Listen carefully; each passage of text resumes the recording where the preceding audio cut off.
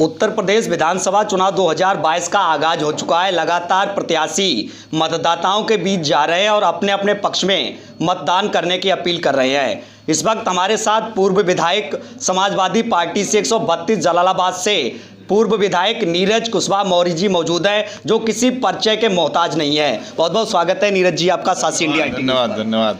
सबसे पहला हमारा सवाल आपसे कि आपने आखिर भाजपा का दामन क्यों छोड़ा? ऐसा क्या था जो आप भाजपा का दामन छोड़कर समाजवादी पार्टी की साइकिल पर सवार हुए? ऐसा क्या कारण रहा विधायक जी? हमारे नेता माननीय स्वामी प्रसाद मौर्य जी, उन्होंने एक लखनऊ में निर्णय लिया और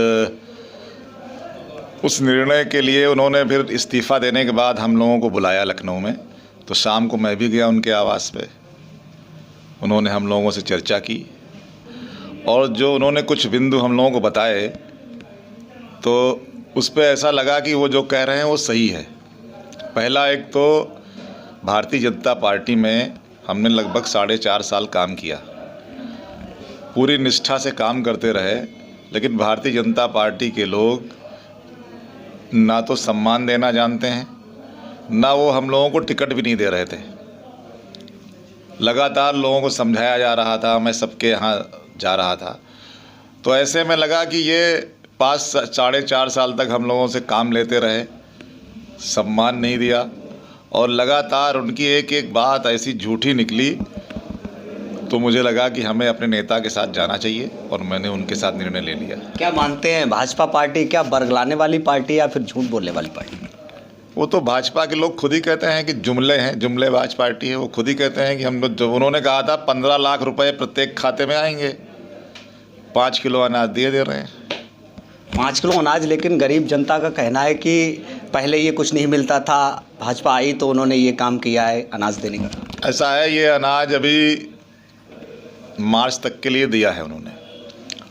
हमारे जो समाज के लोग हैं, गरीब लोग हैं, उनको हम लोगों को सबको समझाना, उनके बीच में जाके बात करनी, क्योंकि वो ये अनाज उनके बच्चों का भविष्य बनाने वाला नहीं है।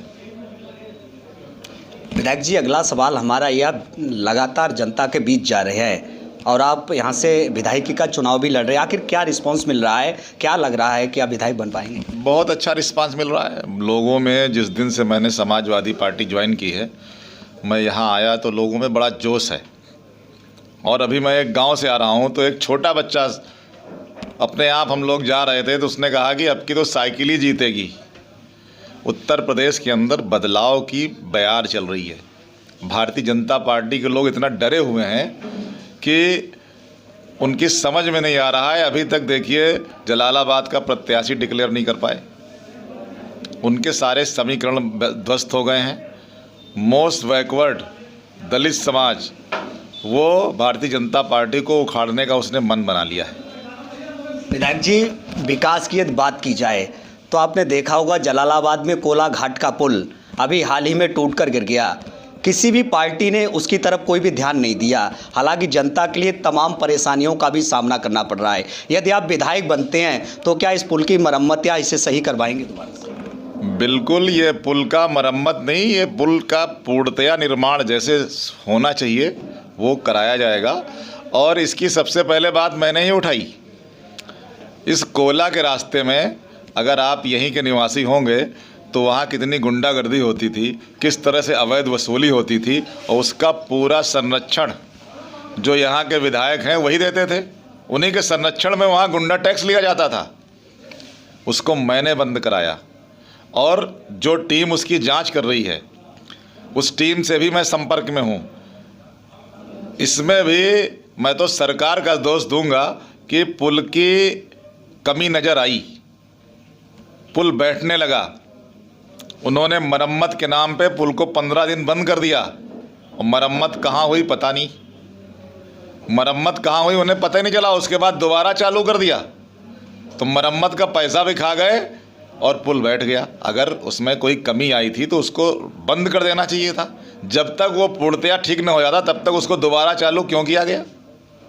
और मैंने तो इसकी मांग भी की है कि इसकी पूर्णतया जांच हो और अगर इसमें कोई दोषी है तो उसके खिलाफ कार्रवाई होनी चाहिए और अगर कोई ये दैवी आपदा के तहत ज़मीन के अंदर कोई परिवर्तन हुआ है और वो बैठा है तो ये एक दूसरा विषय है। लेकिन बीजेपी का कहना है कि पहले ही सरकारों ने जो पुल बनाने में भ्रष्टाचार किया इसलिए पुल गिर गया है। ऐसा है, हमारे यहाँ जो ब्रिज कारपोरेशन संस्था है ये उत्तर प्रदेश की बहुत ही कमाऊ संस्था है और ये पूरे देश में नहीं विदेशों में पुल बनाती है। और जो इनके लोग जांच करने आए थे उनसे मैंने बात भी की थी कि ये किस वजह से ऐसा हुआ, तो उन्होंने कहा कि पूरी दुनिया में ये पहली घटना ऐसी हुई है। और जहाँ तक अगर कोई कह रहा है कि भ्रष्टाचार हुआ तो किसने रोका है भाई? आप सरकार में बैठे हो, जांच करो, उनको जेल भेजो, इसमें मैंने रोका है क्या? कहने से काम थोड़ी चलेगा। अगला सवाल हमारा है कि आप किन मुद्दों को लेकर दोबारा फिर चुनाव मैदान में कूदे हैं, क्या मुद्दे हैं आपके? ऐसा है, मैं लगातार 5 साल से जनता के बीच में जाता रहता था। जो समस्याएं जनता हमें बता रही थी उन समस्याओं के निराकरण के लिए मैं मैदान में आया हूं। उसमें जो सबसे बड़ी समस्या आज किसानों की है, किसानों के खेत की फसल को रखाना बचाना सबसे बड़ी समस्या है इस क्षेत्र की। रात रात भर लोग जागते रहते हैं, रात रात भर लोग परेशान रहते हैं। तो जो गौ संरक्षण की बात ये बाबा करते थे, उन्होंने तो गाय को तड़पा तड़पा के मारने का काम कर रहे हैं। आप भी अगर क्षेत्र में निकलते होंगे तो कभी गाय का कहीं गला कटा है, कहीं पैर कटा है, तड़प रही है गाय। हम लोगों को जो गाय का प्रकोप है, जो ये हमारे सांड हैं, इनके लिए उचित व्यवस्था हो, इस पे हम लोग काम करेंगे और उचित व्यवस्था इसकी कराई जाएगी। गौशाला के नाम पे ये लोग पैसा खा रहे हैं, हम लोग गौशाला बना के दिखाएंगे।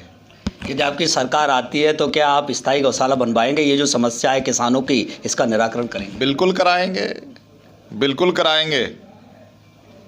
लगातार देखते हैं कि नेता जब तक चुनाव लड़ते हैं तब तक तमाम वादे करते हैं, लेकिन जीतने के बाद वो वादे भूल जाते हैं। जनता सिर्फ कोरे सपने देखते रह जाती है, तो क्या कहेंगे? मेरे बारे में आप जानकारी कर लो।